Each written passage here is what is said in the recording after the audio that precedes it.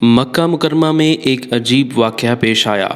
اسلام کے سب سے مقدس مقام مسجد الحرام مکۃ المکرمہ میں جمعہ 30 اکتوبر 2020 کو مقامی وقت کے مطابق رات 10:30 پر ایک گاڑی مسجد حرام کے قریب سے گزرنے والی سڑک پر انتہائی تیز رفتاری سے گزر رہی تھی کہ اچانک گاڑی کا رخ مسجد حرام کی جانب ہو گیا، جہاں ہر قسم کی ٹریفک کا داخلہ ممنوع ہے اور صرف پیدل افراد کو ہی داخلے کی اجازت ہے۔ واقعے کی ویڈیو فوٹیجز میں دیکھا جا سکتا ہے کہ انتہائی تیز رفتار گاڑی رکاوٹوں کو توڑتی ہوئی مسجد حرام کے دروازے سے جا ٹکرائی۔ گاڑی کے مسجد حرام کے دروازے سے ٹکراتے ہی وہاں موجود سیکیورٹی اہلکار اور کارکنان کو گاڑی کی جانب سے تیزی سے بھاگتے ہوئے دیکھا جا سکتا ہے، جبکہ سوشل میڈیا پر جاری دیگر ویڈیوز میں دیکھا جا سکتا ہے کہ متعدد افراد گاڑی کو مسجد کمپلیکس سے دور دھکیل رہے ہیں۔ اس حادثے میں کوئی جانی نقصان نہیں ہوا۔ واقعے کی تحقیق میں معلوم ہوا ہے کہ گاڑی چلانے والا شخص سعودی شہری ہے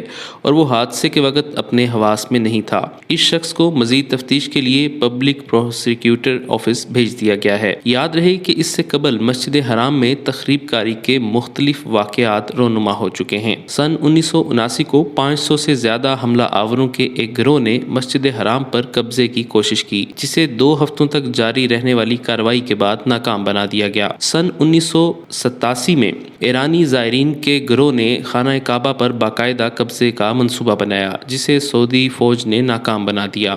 مکہ معظمہ میں جھڑپوں کے دوران 275 ایرانیوں سمیت 420 عازمین کی شہادت ہوئی۔ ان مسلح افراد کے سرغنہ محمد حسن علی محمدی نے گرفتاری کے بعد اعتراف کیا تھا کہ انہیں خانہ کعبہ پر قبضہ کرنے اور دھماکہ خیز آتش گیر مادے سے تباہ کرنے کا مشن سونپا گیا تھا۔ سال 2016 میں مسجد نبوی کے قریب خود کش دھماکہ ہوا، جس میں 4 افراد شہید ہوئے۔ 2017 اور 2018 میں مسجد حرام میں خودکشی کے واقعات ہوئے۔ اسی طرح فروری 2017 میں مسجد حرام میں غلاف کعبہ کے قریب ایک شخص نے پیٹرول چھڑک کر آگ لگانے کی کوشش کی، جسے ناکام بنا دیا گیا۔ اسی طرح جولائی 2014 میں خانہ کعبہ کے امام شیخ عبد الرحمن السدیس پر حملے کی کوشش کو ناکام بنا دیا گیا۔ مسجد حرام میں سیکیورٹی اہلکاروں نے امام کعبہ شیخ عبد الرحمن السدیس پر حملے کی کوشش کو ناکام بناتے ہوئے حملہ آور کو گرفتار کر لیا۔